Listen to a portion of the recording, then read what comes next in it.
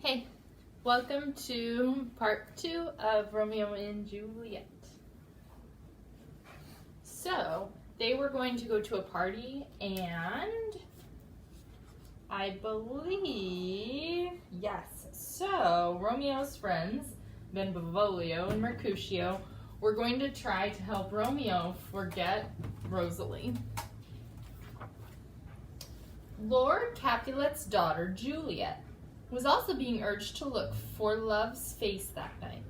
Though she was not yet 14, a handsome young nobleman, Count Paris, had asked for permission to marry her. Juliet had never met the gentleman, but her mother assured her she would like what she saw that night. "Read over the volume of young Paris's face," Lady Capulet said. "You'll find delight written there with beauty's pen." All right, so we've got some people to draw. Juliet. I'm going to draw her right here next to Romeo. Juliet is going to have beautiful orange curly hair.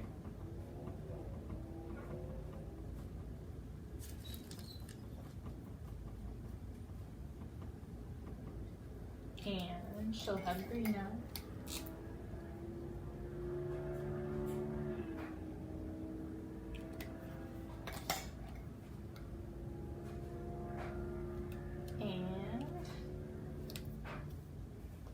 Going to give her pink lips. She's wearing lipstick.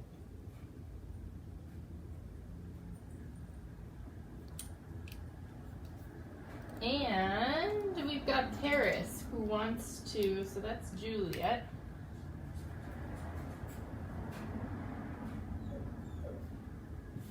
Paris who also might want something to do with Juliet. So let's draw Paris here. Ooh, it's a funny shaped head.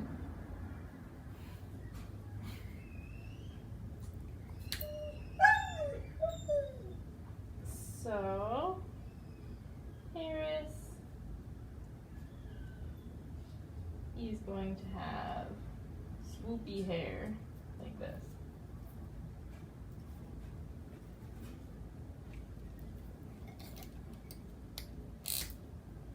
And he'll be smiling.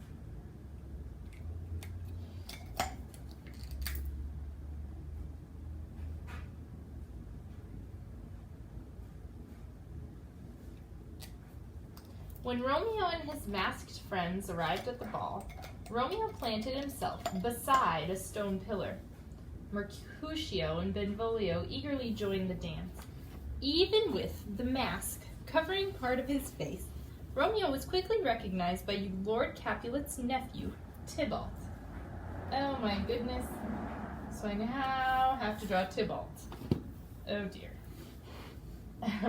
Right when I was getting comfortable. The hot-headed young man sent his servant for a sword and rushed to tell his uncle that an enemy had crashed the party. So, let's draw Tybalt.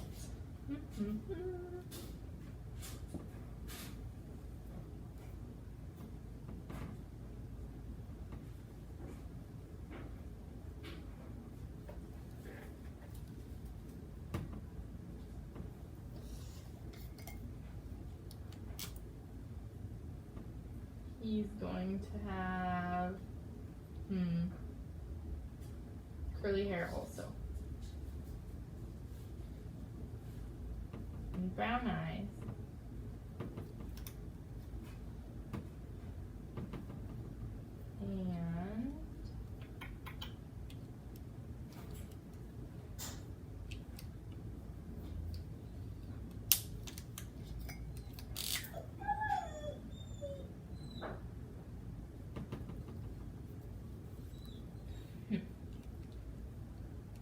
And now, hot-headed means like sort of has a temper, so he's hot-headed. So we're going to draw a fire above his head.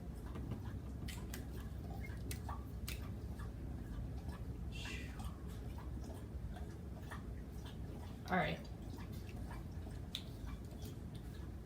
Lord Capulet was in a jovial mood and did not want his fun spoiled. So he's having a grand old time at the party, and he doesn't want his fun spoiled by this hot-headed nephew.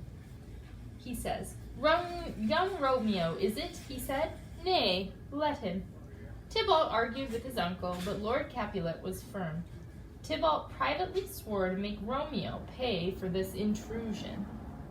Romeo watched the dancing couples, hoping for a glimpse of Rosaline.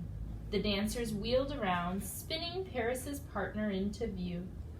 The instant Romeo saw Juliet, his heart soared like a dove released from a cage. That's a simile, right?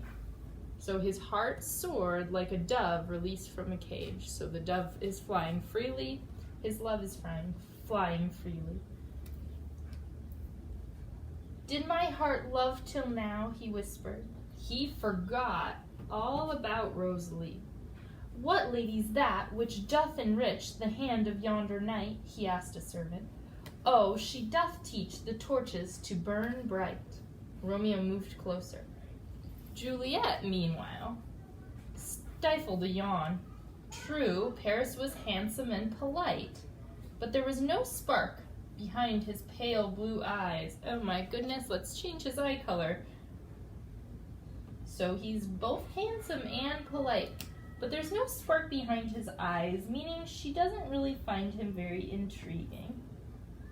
As they danced, Juliet wondered what it felt like to be truly in love. Her suitor lifted his arm, and she dutifully turned and stepped beneath it. She found herself gazing into Romeo's soulful brown eyes. Ooh, good, I got his eye color right. Romeo's soulful brown eyes. Juliet trembled. Paris guided her back into the circle, noticing nothing. When the music stopped, Juliet excused herself and sped across the room. A moment later, she felt fingertips brush her palm. Romeo and Juliet slowly lifted their masks. Romeo raised Juliet's hand as if holding a precious treasure. "If I profane with my unworthiest hand this holy shrine," he said, referring to Juliet's hand, "the gentle sin is this: my lips, two blushing pilgrims ready to stand to smooth that rough touch with a tender kiss." He kissed her palm. Juliet laughed in delight. "Good pilgrim, you do wrong your hand too much," she said. "Palm to palm is holy Palmer's kiss." The two lovers placed the palms of their hands together. Romeo looked at their hands. "Dear saint, let lips do what hands do." He leaned toward her. Juliet closed her eyes and met his lips. For a brief moment, the whole world revolved around that tender kiss. "Madame," the couple sprang apart. Juliet's nurse bustled toward them. "Madame, your mother craves a word with you." Juliet tore herself away. "Who is her mother?" Romeo asked the nurse. "The lady of the house," she replied gruffly. Romeo had almost forgotten where he was. The house of his father's sworn enemy. "Is she a Capulet?" he gasped. Juliet likewise quizzed her nurse about her mysterious suitor. "His name is Romeo, and a Montague," nurse answered. So, I do believe... Let's see.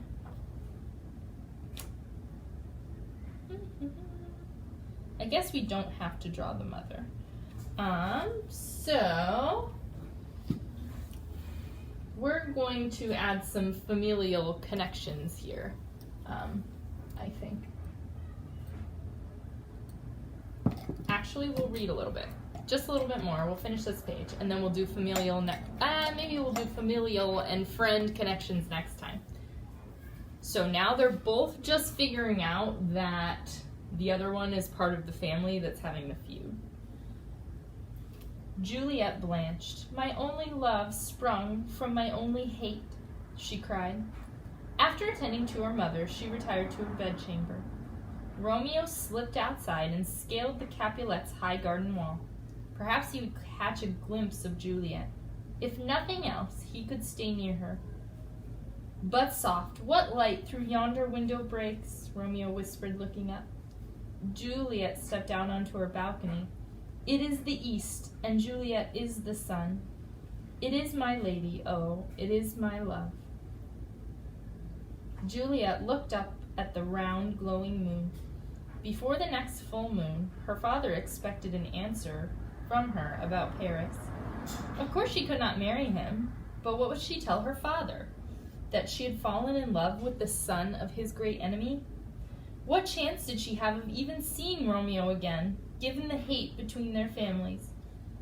"Oh, Romeo, Romeo," Juliet shied, "wherefore art thou Romeo? 'Tis but thy name that is my enemy. Oh, be some other name. That which we call a rose by any other name would smell as sweet."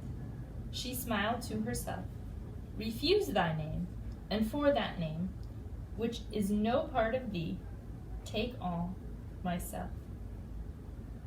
Romeo stepped out from the shadow of a tree.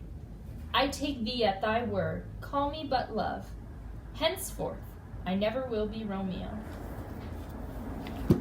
We're going to pause there for today.